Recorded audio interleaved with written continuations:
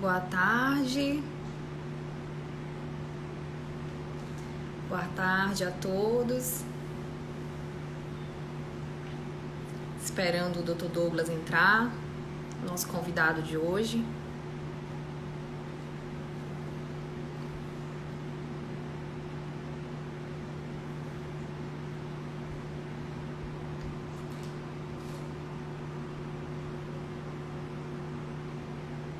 Opa, chegou.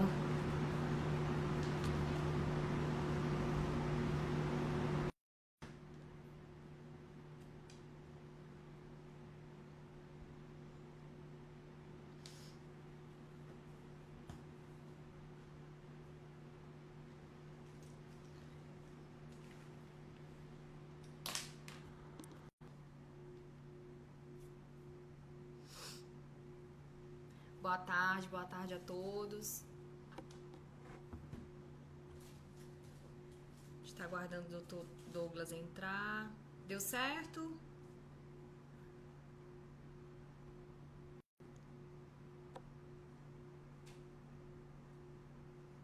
Peraí.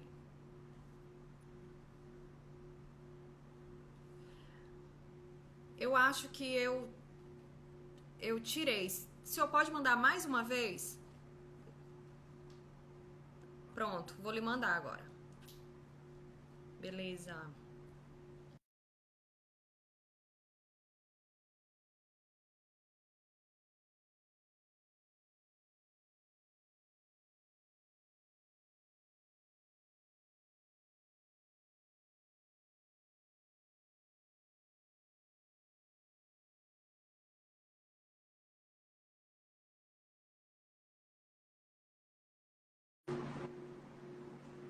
Mandei a solicitação.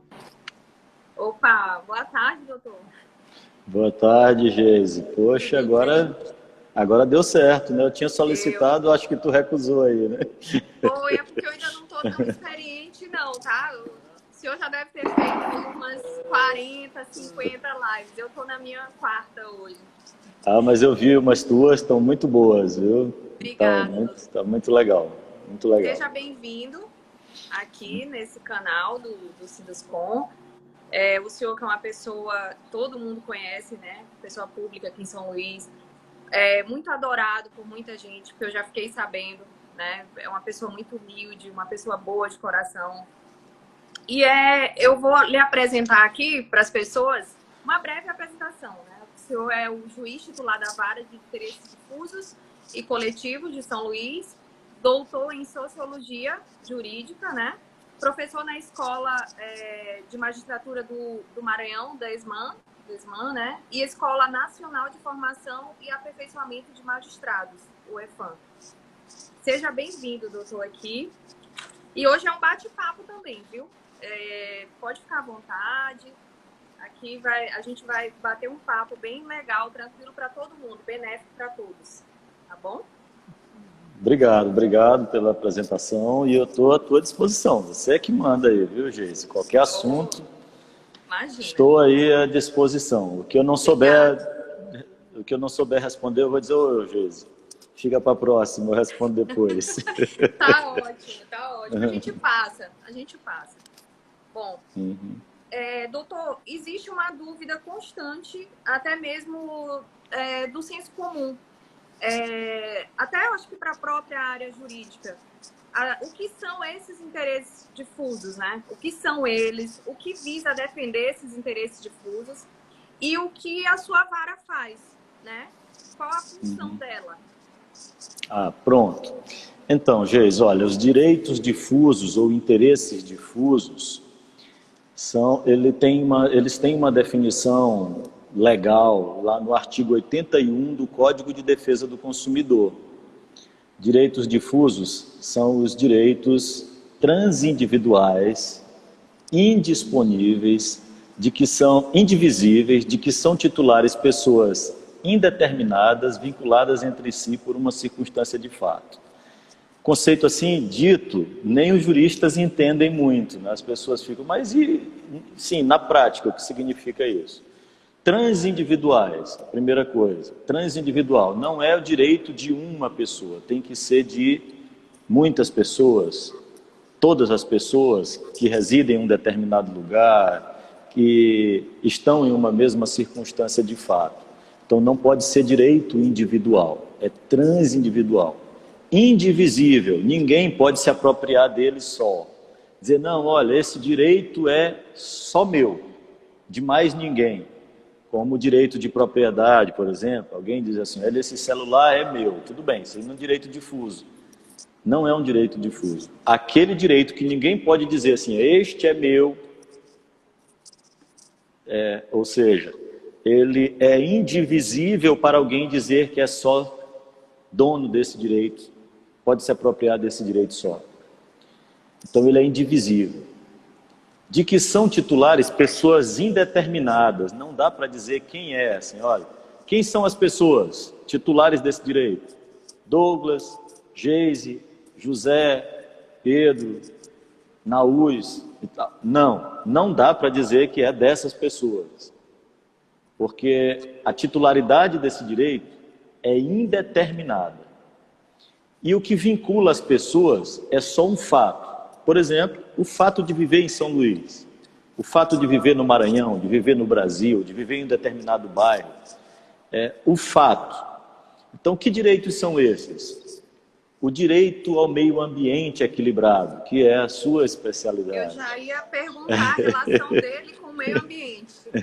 Exatamente. O exemplo mais clássico de direito difuso é o direito ao meio ambiente equilibrado. Geise, dá para alguém dizer que podemos dividir o direito ao meio ambiente? Olha, esse meio ambiente aqui, por exemplo, esse ar puro daqui é só meu. Não. E esse ar dali é da Geise. Não. O direito, por exemplo, a um ar não poluído, o direito às águas não poluídas, o direito ao silêncio. Não é uma pessoa assim, olha, eu estou em um local, eu tenho o direito ao silêncio e a Geise não tem o direito ao silêncio. Não é divisível esse direito. Então, o direito ao meio ambiente equilibrado, se nós pensarmos todos os fatos que têm relação com o meio ambiente equilibrado, a não poluição, de você ter o rio ali despoluído, o direito, por exemplo, ao saneamento ambiental, o direito à proteção da fauna, da flora, não é possível dividir, são indivisíveis. Os titulares desse direito, indeterminado, nós não sabemos quem são as pessoas. Ah, mas você não disse que o simples fato de viver em São Luís, então são todos os moradores de São Luís. Não, alguém que esteja de passagem por aqui também tem esse direito. Não é determinável. Então, o exemplo do meio ambiente equilibrado é o mais clássico dos exemplos de direito difuso. É um direito difuso, clássico direito difuso. Mas é também direito difuso o direito à saúde, o direito à segurança, o direito à vida, o direito à educação, é um direito de todos também. Os direitos difusos, eles se confundem, então, às vezes, com direitos humanos. Parece também, quando se fala de direitos humanos. Esses são os direitos difusos. Os coletivos têm uma pequena diferença, às vezes, que às vezes as pessoas confundem, misturam os conceitos. Os coletivos não são a mesma coisa, não é sinônimo de direito difuso. Coletivos também são transindividuais, indivisíveis, de que são titulares pessoas indeterminadas, vinculadas com a parte contrária por uma relação jurídica. É a única diferença do conceito. O começo do conceito, digamos, as 3 primeiras partes do conceito de direito difuso são iguais às do direito coletivo. Sim. A parte final, digamos, o 4º item do conceito, direitos que são indivisíveis, que são as pessoas que no direito difuso são vinculadas entre si apenas por um fato, no coletivo, elas têm uma vinculação com a parte contrária por uma relação jurídica. Exemplifico. Fácil de exemplificar, por exemplo, os usuários de uma determinada empresa de telefonia celular, por exemplo.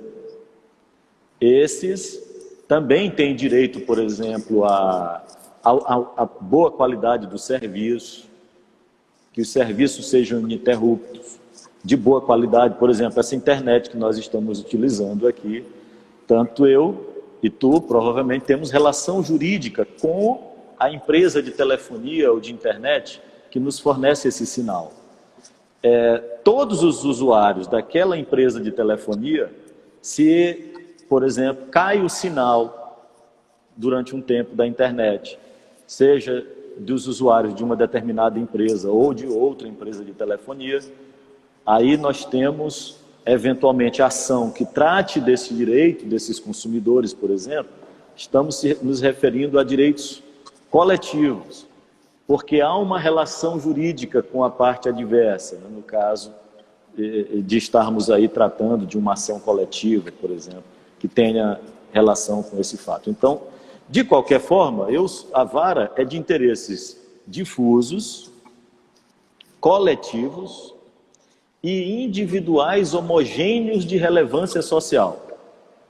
Ainda há mais esse, que também são direitos que, apesar de serem individuais, o Tribunal de Justiça resolveu propor à Assembleia Legislativa, e a Assembleia Legislativa entendeu dar tratamento coletivo também aos direitos individuais homogêneos, somente os de relevância social. Eu vou citar casos aqui de direitos individuais homogêneos de relevância social. Sim. Um grupo de pessoas, esse conceito é importante principalmente para os estudantes de direito, advogados que atuam nessa área. Para mim também, eu vejo que tem uma relação muito forte com o meio ambiente. Tem muito forte, uma relação muito forte. É verdade. Direito difuso mais clássico é o direito ao meio ambiente equilibrado, é o mais exemplificado para que as pessoas entendam o conceito de direito difuso. Mas eu vou dar um exemplo de ação que trata de direitos individuais homogêneos. Um grupo de pessoas aqui em São Luís, uma lista de pessoas, 35 pessoas com deficiências ostomizadas, que são aquelas pessoas, eu sei que tu sabe disso, mas outras pessoas que estão nos ouvindo podem não saber do que se trata. É aquela bolsa de colostomia que às vezes as pessoas colocam ali no intestino, para que se coloca, foi para caso alguém que esteja com determinados problemas no trato intestinal. Tem, então, é uma bolsa de colostomia. Um grupo de pessoas com deficiência, portanto, essas pessoas precisam de alguns insumos que são necessários para o uso dessa bolsa de colostomia. São pessoas que vão usar essa bolsa, muitos deles, para a vida toda, enquanto viverem. E é um problema sério, e é direito individual, o direito individual deles à saúde. Sim. Mas como eles são um grupo de 35 pessoas, o Ministério Público resolveu propor uma ação em defesa do direito de todos eles, a Defensoria Pública, em defesa do direito de todos eles, para que a Vara de Interesses Difusos condenasse o município a fornecer os insumos para tratar, para que eles possam fazer o uso das bolsas de colostomia. Esses insumos são caros, precisam permanentemente deles. São direitos individuais. Cada um deles tem direito a esses insumos que não estavam sendo fornecidos. Pois bem,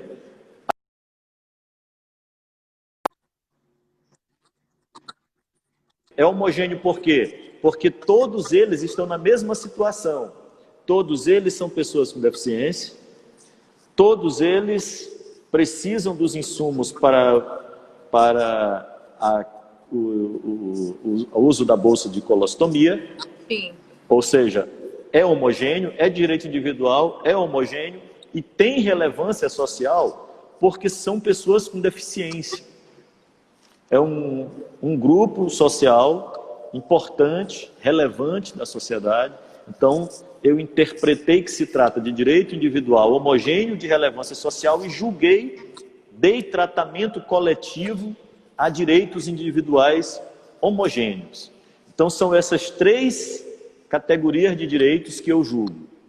O difuso, que é o primeiro conceito que eu expliquei, o coletivo, que é o segundo conceito explicado, e o terceiro, que é o dos individuais homogêneos. Os direitos individuais, eles são direitos homogêneos, eles são direitos individuais. Apenas optou-se, resolveu-se dar tratamento coletivo, processualmente, a esses direitos, no caso da vara de interesses difusos e coletivos, em função da sua relevância social. Todos os direitos individuais homogêneos que são julgados na vara de interesses difusos. Apenas os que tenham relevância social.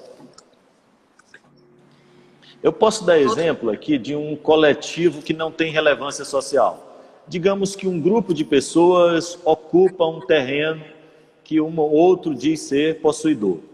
Sim. Aí deveria ter... São várias pessoas, são direitos individuais, cada uma reivindicando a posse de um determinado terreno. Digamos que sejam 30, 40 pessoas, 50 pessoas. A situação deles é homogênea. Mas, se ali não tem nenhum motivo para dar tratamento coletivo àquilo, são apenas direitos individuais, não tem relevância social. Eu só interpreto que uma ação de reintegração de posse ou de manutenção de posse, ela ganha relevância social quando ela se torna irreversível. Ali já se tornou um bairro, as pessoas já têm um posto de saúde, já tem escola, já tem água, já tem luz naquele local. Então, a reintegração de posse não parece mais viável naquele lugar. Parece uma situação mais adequada para, por exemplo, fazer uma regularização fundiária do que propriamente uma reintegração de posse. Em uma situação destas, nós podemos dizer que o direito individual homogêneo ganhou relevância social e pode ser dado a ele um tratamento coletivo. Agora eu entendi. Mas o senhor é um bom juiz, mas também é um bom professor, viu? Parabéns, porque explica com muita convicção, com muita certeza. Então, eu queria saber, antes do senhor ir para a vara de direitos difusos, aonde que o senhor trabalhou? Qual era a área que o senhor trabalhava? Eu fui juiz de execuções penais durante um bom tempo, Geise. Inclusive, eu fiquei mais conhecido como juiz de execuções penais do que como juiz da vara de interesses difusos. Ganhei mais notoriedade, eu tinha um grande reconhecimento como juiz de execuções penais. Na condição de juiz de execuções penais em Pedreiras, e também era juiz de fazenda pública, eu passei antes, eu fui juiz em Estreito, depois de Estreito fui para São João Batista, de São João Batista para Santa Luzia, que é só Santa Luzia, é a famosa Santa Luzia do Tide, a outra que chama de Santa Luzia do Paruá. Então fui juiz depois de Santa Luzia, de Santa Luzia fui para Araioses, de Araioses Imperatriz, juiz da infância de Imperatriz para Pedreiras, de Pedreiras para a execução penal de São Luís, e da execução penal de São Luís eu fui ao Conselho Nacional de Justiça. Eu cheguei a ser juiz auxiliar da presidência do Conselho Nacional de Justiça, e fui coordenador do Departamento de Monitoramento e Fiscalização do Sistema Carcerário e Sistema de Medidas Educativas do Conselho Nacional de Justiça, na gestão do ministro Joaquim Barbosa. Passei 2 anos em Brasília auxiliando o ministro Joaquim em temas de execução penal e execução de medidas socioeducativas. Era um assunto que eu trabalhei antes de vir para os interesses difusos e coletivos. Aqui e acolá, as pessoas me perguntam se eu não quero voltar para a execução penal, Geise. Aí eu digo que já cumpri minha pena na execução penal, já ganhei o meu livramento condicional, já tive a minha extinção de pena e agora eu prefiro cuidar do meio ambiente, dos direitos difusos, direito à saúde. Que também dá trabalho, né? Muito trabalho. Muito. E a gente sabe que todos nós sabemos que o Poder Judiciário só age mediante provocação, né? E um dos princípios da justiça que é a provocação, né? Eu gostaria de saber se existem e quais são as medidas judiciais que podem ser tomadas em defesa do meio ambiente, independentemente das provocações do Ministério Público, das partes. Você entendeu? Entendi, entendi. Olha, o princípio, esse princípio ele tem um nome muito feio, viu, Geise? Você usou um eufemismo para dar para esse termo. O nome é feio, mas ele é correto. O nome chama princípio da inércia. Significa o quê? Que o judiciário só age provocado. O juiz, ele é inerte. Ele não pode, embora eu receba nas redes sociais todos os dias dezenas de mensagens de pessoas me mostrando um problema e dizendo, doutor, tome providências. Aí eu tenho que explicar para elas, não funciona assim. O sistema de justiça não funciona assim. O juiz, ele não pode sair por aí procurando os problemas para ele resolver. Quem faz isso é o Poder Executivo, que esse sim pode, diante de um problema, tomar iniciativa e resolvê-lo, independente de decisão judicial. O próprio Ministério Público, que pode agir tomando conhecimento de um problema, por qualquer que seja o meio, seja por um abaixo-assinado que chega a eles, seja por uma notícia nos meios de comunicação, pelo conhecimento próprio, o promotor de justiça pode instaurar um inquérito civil e dali já propor uma ação. O juiz não pode fazer isso. Então, lá os meus seguidores que vivem me pedindo para ir resolver o problema aqui, doutor, está acontecendo um problema lá no meu bairro, doutor, está faltando não sei o quê, faltou ali, faltou água, ou tem um buraco na minha rua, fizeram não sei o quê, uma pessoa está fazendo barulho aqui perto de casa, tem um cachorro latindo, tem não sei o quê. Gente, juiz não age assim, não é tomando conhecimento nas redes sociais que o juiz vai tomar uma providência. É o princípio da inércia. Mas o judiciário, ele pode fazer coisas que não são da jurisdição em defesa do meio ambiente, Geise. Sim. Essa é uma coisa importante.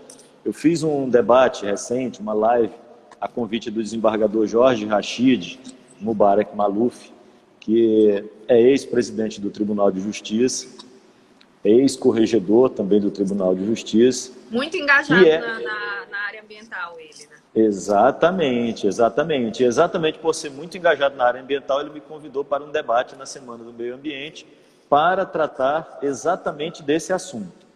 E ali, eu até falei para ele de algo, eu fiz o meu doutorado na Espanha e estudei, entre vários outros autores, filósofos, sociólogos, economistas, juristas e tantos outros que eu precisei estudar. Eu estudei um filósofo espanhol chamado Javier Gomá Lanzón, que escreveu um livro Exemplaridade Pública, que em espanhol escreve Exemplaridade Pública.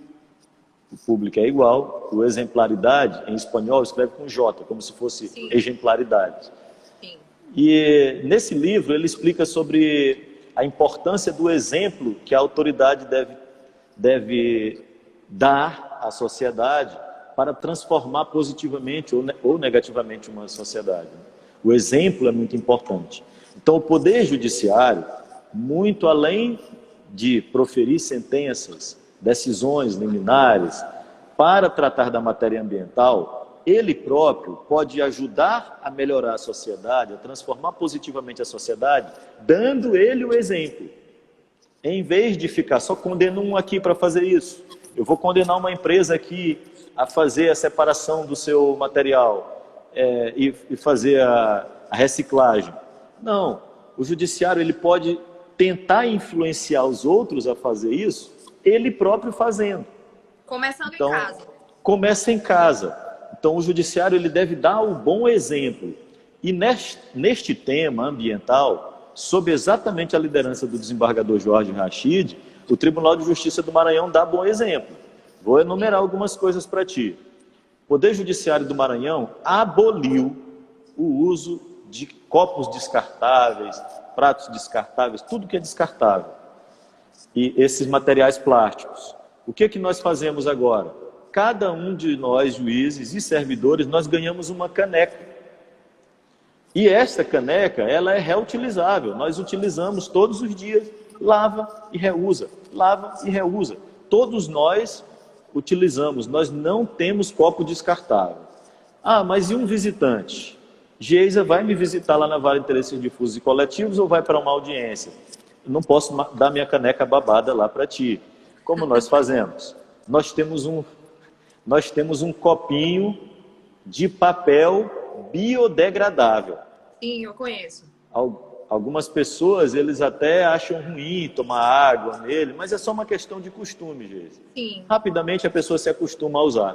Tem umas pessoas que reclamam do copinho, que eles dizem assim, poxa, mas eu nem posso pegar e colocar ele em cima da mesa, que ele cai. Sim, mas não é para você colocar mesmo, não. É só para você beber a água e usar com bebeu. necessidade, né? Usar pela necessidade, não é para colocar o copo ali e ficar horas com ele. Então, o bom exemplo, não usar. A outra é entregar o seu material para cooperativas, fazer parceria com as cooperativas de catadores. O Tribunal de Justiça também tem e faz a separação de seu material reciclável para a entrega às cooperativas de catadores. Então, é outra providência.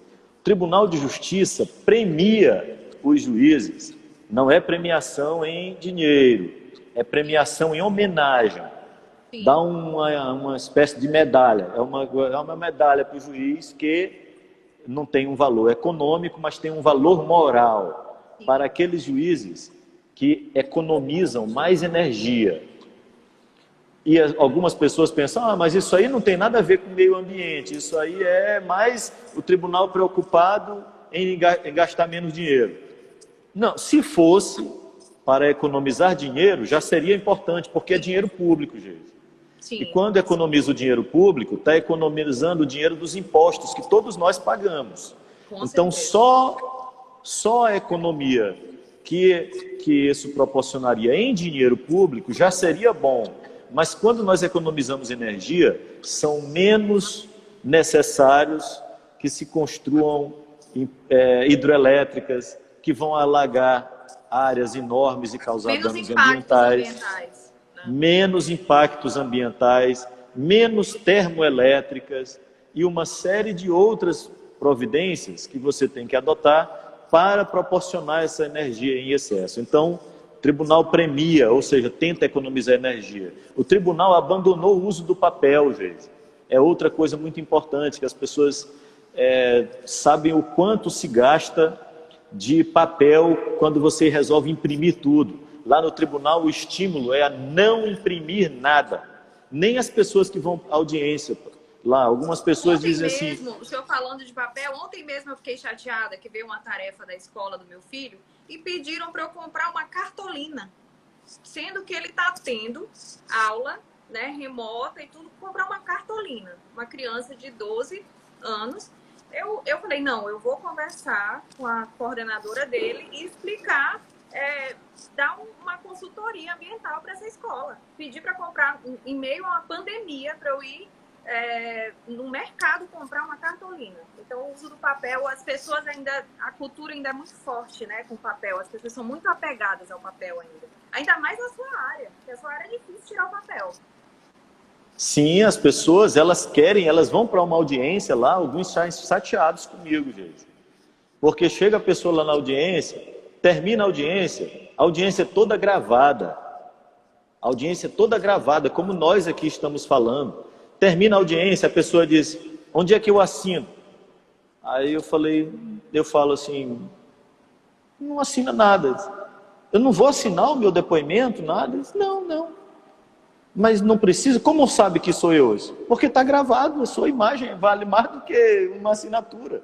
Está tudo gravado aqui em vídeo, nós vamos ver o seu rosto, o meu rosto aqui, eu perguntando para você a sua voz. Não tem nada mais autêntico do que a nossa imagem aqui falando. Vale muito mais do que uma assinatura que pode ser falsificada. E eu não vou levar um papel para casa? Não. Como que eu provo então? Você tem um pendrive aí? Mete o seu pendrive aqui e a gente te entrega uma cópia do seu depoimento aqui em vídeo. Então, é um processo de transformação que, olha, veja, todas essas coisas, gente, ao fazer assim, o Poder Judiciário não está condenando ninguém a fazer isso. Não está dizendo que lá na empresa, todas as empresas que são de construção civil, aproveitando que estamos aqui, são obrigadas, a partir de hoje, a não usar mais copo descartável. Ninguém está condenando ninguém a fazer isso. Mas quando nós fazemos, fica aquela ideia assim, olha, nós estamos fazendo. Será que não seria uma boa ideia lá fazer isso também? Ao não imprimir mais o material, ao gravar tudo em vídeo, ou a gravar, fazer os seus processos internos pela via eletrônica, os memorandos caminharem de um departamento a outro, os ofícios, as comunicações, as cartas entre os diversos setores das empresas, sejam todas pela via eletrônica, que tem igual valor, não precisa do papel, se as pessoas gastem menos energia, utilizem cada vez menos energia, usem energia limpa. Então, o judiciário, Geise, ele precisa tentar colaborar para uma sociedade melhor, mais pelo exemplo, pelas atitudes, por coisas como essa que nós estamos aqui fazendo juntos. Isso aqui, para mim, ó, faz parte do meu dia a dia, viu, Geise? Então, nós estamos dialogando. Eu só queria alertar, desculpe lhe cortar, as pessoas que estão escutando, que o senhor está falando que começou dentro de casa para dar exemplo. Eu só queria alertar as pessoas, eu como estudante, eu estudo ainda o meio ambiente, engenharia ambiental, eu me graduei, mas eu vivo estudando. E, assim, eu queria falar para as pessoas, para os empresários que estão aqui ouvindo, que para a gente fazer uma implantação de uma política ambiental, a gente tem que começar dentro de casa. E isso que o senhor está fazendo não queira dizer que daqui a uns 5 anos o senhor vai cobrar, porque começa assim, você ajeita a casa e depois cobra. Porque não tem como fazer uma cobrança sem estar com moral, entendeu? Sem estar com a casa pronta para poder ir cobrar. Então, eu queria deixar alerta aí, vocês comecem antes dele cobrar. Né? É verdade, Comecem é verdade. antes dele cobrar, porque vai ser cobrado sim. Eu estou vendo aqui, Geis, olha, temos umas pessoas aqui, figuras ilustres, o Fábio Naúz está na digitalização do monte de papel, nós trabalhamos ainda, eu assisti uma live tua com ela, muito boa, por sinal, ela também aqui está falando. Foi, né? Ela que é a Vivi, que ela fez uma live contigo, né? Muito boa a live de vocês. Eu vi. E ela também precisa acabar com esses processos de papel, né? Acabar com essas coisas que dão muito bom aqui. Tem muita gente aqui, viu, Geise, que está fazendo comentários. Eu não consigo ler porque eu fico... A Ecoliga, esse sistema que foi implantado lá no tribunal? Já é mais amplo. É assim, sim. O tribunal, ele tem o seu núcleo socioambiental. O núcleo socioambiental, ele atua no âmbito do Tribunal de Justiça. E o Tribunal de Justiça, através do seu núcleo socioambiental, ele participa da Ecoliga com outros órgãos, outros entes, inclusive outros tribunais. Então, junto com o TRE, faz parte, também, né? O TJ faz parte da Ecoliga. Como? Não ouvi, está cortando um pouco a tua... Trocaram lâmpadas, né? Fizeram uma... Exatamente. Lâmpadas fluorescentes e incandescentes, lâmpadas de LED, que são mais econômicas, né? São ambientalmente mais adequadas.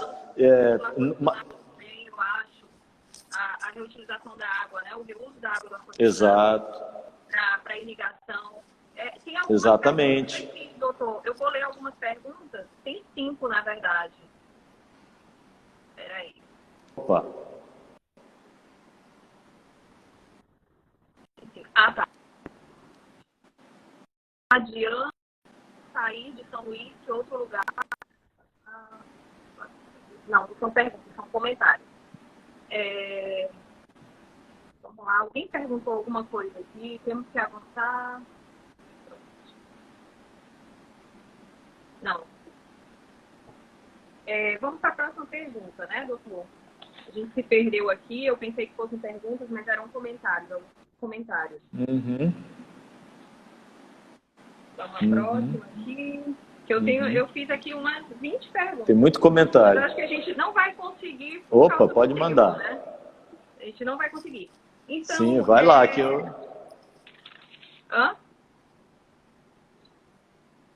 Conte comigo aí, estou aqui à disposição. Na verdade, eu tomei conhecimento do Dr. Douglas, foi em setembro de 2017. Eu falando a data, o senhor já sabe, né? Setembro de 2017. Eu tomei conhecimento, aí eu vi. Tava era manchete de todos os jornais. Justiça proíbe novas construções na península, né? E na Ponta da Areia. Aí eu olhei aquilo, não, vou ler. Porque eu gostei. Eu gostei. Eu quero saber quem foi que fez isso aqui. Cabra é macho. Entendeu? Eu quero saber quem foi que fez isso aqui. Eu vi muita gente gritando, muita gente, cliente meu, chateado, mas eu por dentro ali, eu tava feliz por ter alguém ter tomado aquela atitude, né? Por falta de um saneamento, por falta de... o efluente já estava a mais da conta e não estava suportando, né? Aquela região crescendo, ficando inflamada. E aí eu queria, diante disso, o senhor proibiu a CAEMA de emitir os termos, né, de viabilidade, os atestados de viabilidade técnica. Aí eu queria saber como que o senhor vê a relação de órgãos públicos que deixam a desejar, assim como a CAEMA. Como é que o senhor vê isso? Olha, as instituições como um todo, né, todos nós temos nossas falhas. Eu sempre tomo muito cuidado ao fazer críticas a outros órgãos, porque todos nós temos nossos problemas, nas instituições públicas ou privadas, todos nós. Então, eu até, mesmo os mais vaidosos, e mais trabalhadores, e mais preparados, e mais esforçados, se você procurar bem direitinho ali, você encontra algo errado. Eu às vezes, ali na Vara de Interesses Difusos e Coletivos, se eu for dizer aqui o que eu penso sobre o trabalho que eu faço, pode as pessoas acharem que eu sou vaidoso, estou incluído aí nessa categoria dos vaidosos. Mas eu vou dizer assim, eu sou muito esforçado, eu me esforço muito para fazer o meu trabalho ali, eu me dedico muito para fazer o meu trabalho, e eu estudo muito para tentar fazer um trabalho de bom nível. Então, lá na Vara de Interesses Difusos, veja só, o juiz titular é um juiz que é professor, inclusive, da Escola de Magistratura, portanto, dá aula para os outros juízes, professor tutor da Escola Nacional. Já ministrei cursos, Geisa, para os juízes de São Paulo, na Escola da Magistratura de São Paulo, Escola da Magistratura do Rio de Janeiro, Escola da Magistratura do Piauí, Escola da Magistratura... Que é pelo EFAM, né? Que o senhor... Pelo EFAM. Pela ENFAM. Sim. Já ministrei cursos em vários outros estados da federação, sem falar das palestras. Eu estou falando aí só de cursos em Brasília. Enfim, ministrei cursos por ensino à distância na plataforma da própria ENFAM para juízes do Brasil inteiro. Ou seja, digamos assim, eu estudo para fazer o que eu faço. Eu tento fazer com um bom nível. Eu fiz a minha pós-graduação, eu tenho MBA em gestão do Poder Judiciário, em Poder Judiciário, pela Fundação Getúlio Vargas, que é uma instituição bem conhecida, renomada, talvez a mais renomada do país em administração.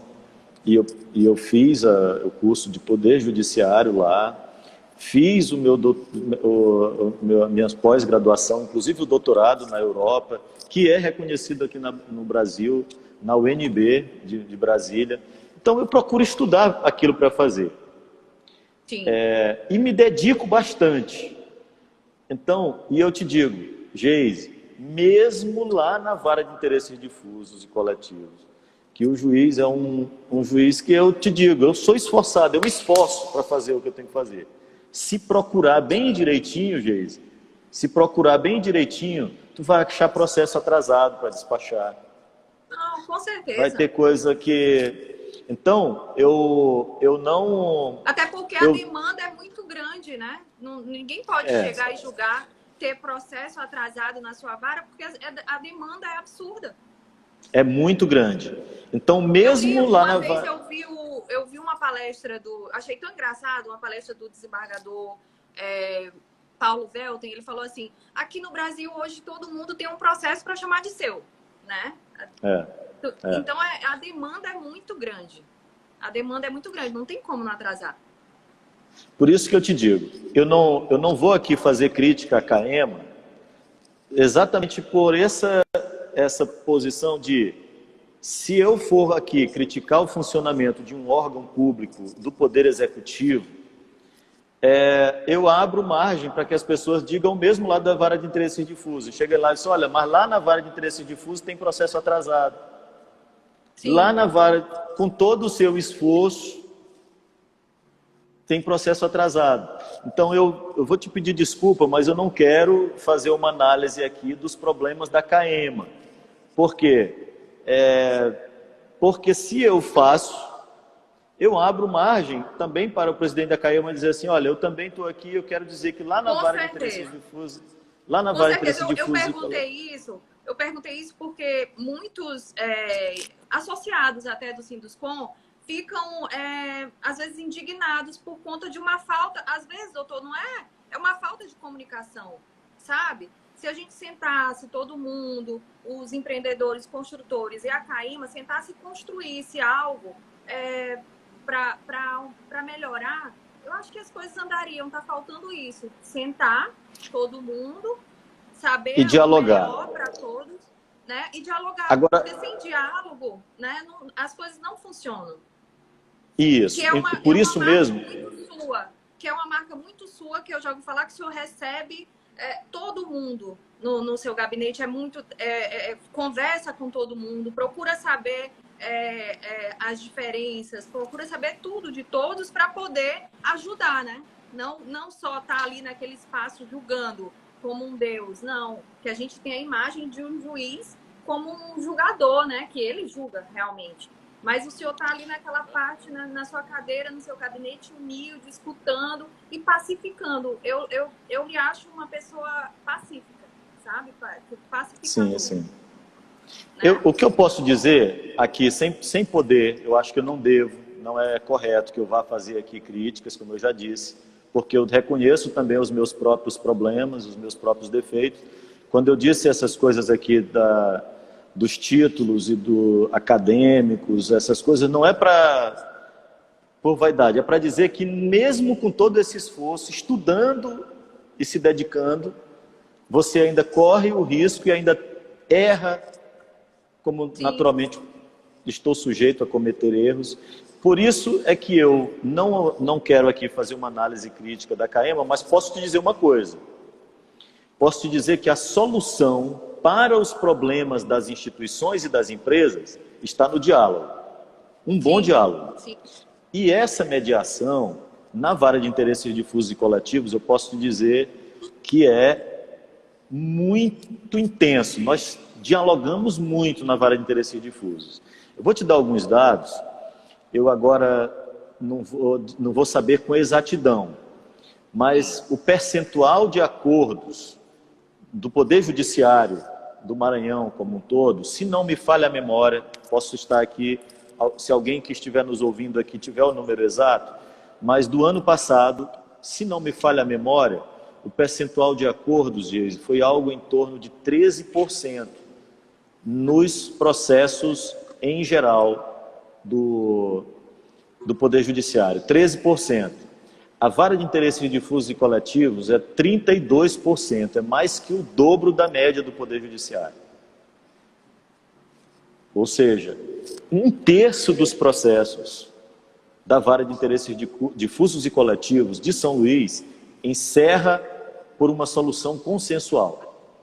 Uma solução que não foi uma sentença condenatória do juiz, foi uma sentença homologatória de um acordo entre as partes. E o judiciário foi o mediador ou foi o conciliador daquela solução encontrada. O judiciário apenas ajudou os lados a encontrar as partes a encontrarem juntos a solução para aquela demanda. Um terço é muito, Geise. Algumas pessoas dizem, mas não daria para ser mais metade, alguma coisa assim. Gente, é muito, é muito. 32% de solução consensual é muito acordo. E essa é a proporção das soluções consensuais na vara de interesses difusos e coletivos, exatamente porque nós valorizamos muito o diálogo, nós insistimos muito no diálogo. Às vezes não se chega a essa solução consensual. E às vezes uma das partes, muito ansiosa pela solução, principalmente às vezes os autores, eles acham que se o juiz sentenciar, vai resolver logo o problema. E às vezes não soluciona, porque o juiz profere a sentença e a parte vencida recorre, aquele assunto vai ser submetido novamente ao Tribunal de Justiça, depois, aqui mesmo em São Luís, depois vai ao Superior Tribunal de Justiça em Brasília, se tivermos aí lei federal em discussão, e pode ir ao Supremo Tribunal Federal se tivermos matéria constitucional em discussão. Então, a pessoa que acha que a sentença, se o juiz, às vezes eu marco uma audiência de conciliação, não sai o acordo, mas eu percebo que as partes ainda querem dialogar, eu marco outra.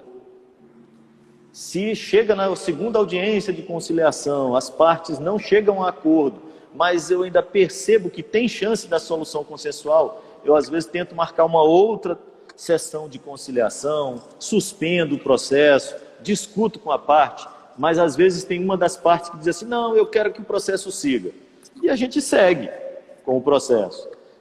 Mas não significa que essa solução será rápida como a pessoa imagina que seja, quando o processo é conduzido para a sentença que não seja homologatória de um acordo. Então, as pessoas precisam entender cada vez mais que o ideal é que não tenha o conflito. Então, alguém que tem um problema com uma parte, o ideal é que ela dialogue com a parte sem precisar ir à justiça. Essa é a primeira opção. Então, você tem uma demanda com uma empresa. A empresa, sei lá, te entregou um apartamento, mas o apartamento tem um problema, que apareceu uma rachadura. Melhor para você é ir na empresa e tentar dialogar com ela sem o processo para resolver aquele problema da rachadura, para resolver aquilo ali, porque o processo vai ter custo para os dois lados.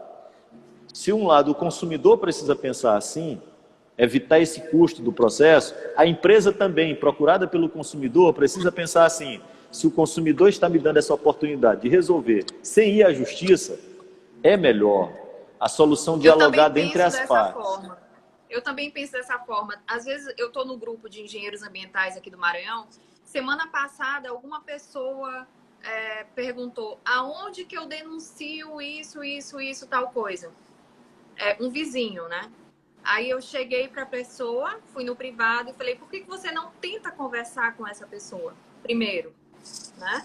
Tenta primeiro dialogar com essa pessoa, saber... às vezes a pessoa nem sabe, ou então está ignorantemente fazendo algo que não está enxergando, né? Então tenta conversar de uma forma passível e tudo. E a pessoa escutou, né? Aquele meu conselho e foi conversar, deu certo. Mas as pessoas já querem logo denunciar, já querem logo processar. E por isso eu falo às vezes, lá no Sinduscom mesmo, vamos dialogar, vamos chegar, conversar, mostrar o que você quer, o que eles podem fazer. O Naú está alertando a gente aqui para o tempo.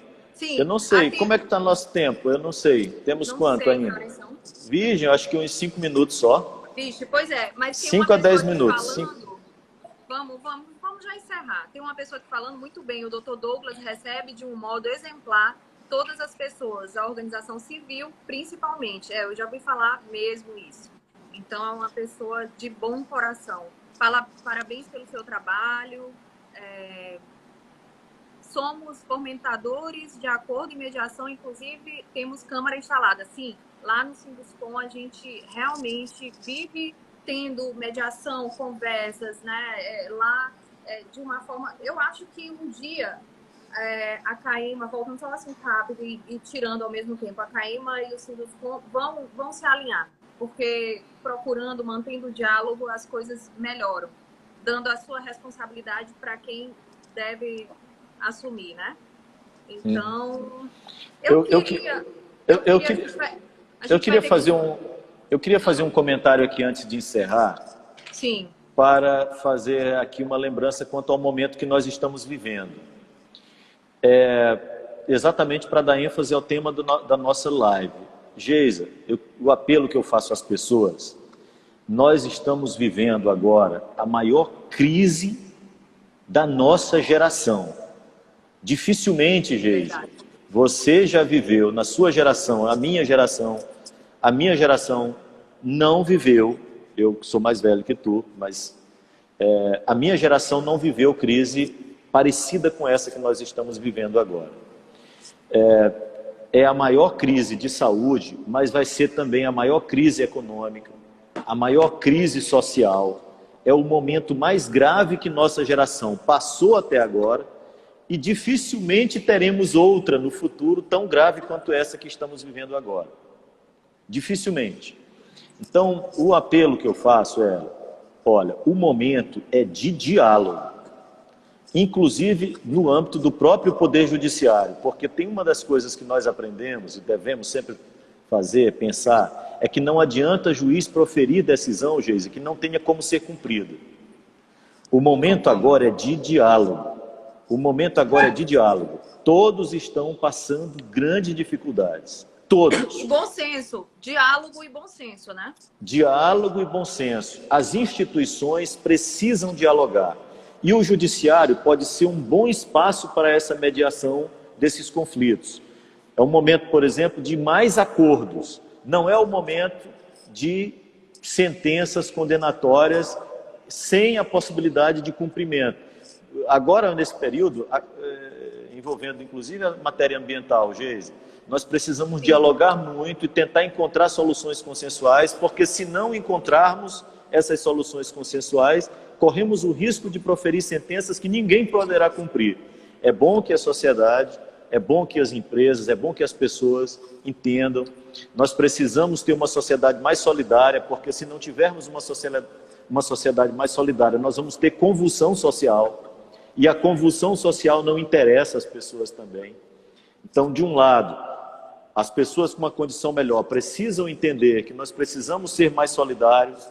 Sim. Ao mesmo tempo, todos temos que contribuir para que nós tenhamos uma sociedade. Sendo ela mais solidária, nós consigamos superar mais facilmente essa grave crise que nós estamos enfrentando agora, viu, Geisa? E eu espero que o Poder Judiciário cumpra bem esse papel. Da minha parte, eu quero me esforçar daqui mais ainda do que tenho feito até agora, para que nós consigamos aí, Geisa, ter soluções dialogadas para os diversos problemas que vamos enfrentar daqui para frente. Olha, eu queria, doutor, eu quero aqui agradecer pelo seu tempo que o senhor doou aqui para a gente. Vou lhe fazer um convite também para a gente visitar, não sei se você já ouviu falar, das boas práticas que o sistema SESI, SENAI, o Sinduscom, a FIEMA estão fazendo agora nessa época para o combate à pandemia. Depois eu vou lhe fazer esse convite para ir pessoalmente um dia com a gente, olhar. E eu quero agradecer a sua presença, lhe parabenizar por essa pessoa humana que o senhor essa pessoa educada, inteligente, viu? Eu quero lhe dizer que as portas aqui do Sinduscom estão abertas para o senhor quando quiser, viu? A gente só tem a agradecer. Eu é que agradeço, muito obrigado a ti e ao Sinduscom pelo convite, um debate maravilhoso, e vamos unir forças para encontrarmos, pela via do diálogo, soluções para os graves problemas que estamos enfrentando. Agora que o senhor falou que dialogando a gente melhora, então eu vou bater na sua porta para a gente dialogar e melhorar isso tudo, se Deus quiser. Pode esperar. Estamos juntos, conte comigo. Obrigada, doutor. Um grande abraço, Geisa. Para ti também. Tchau, tchau. Valeu, tchau, tchau. Valeu.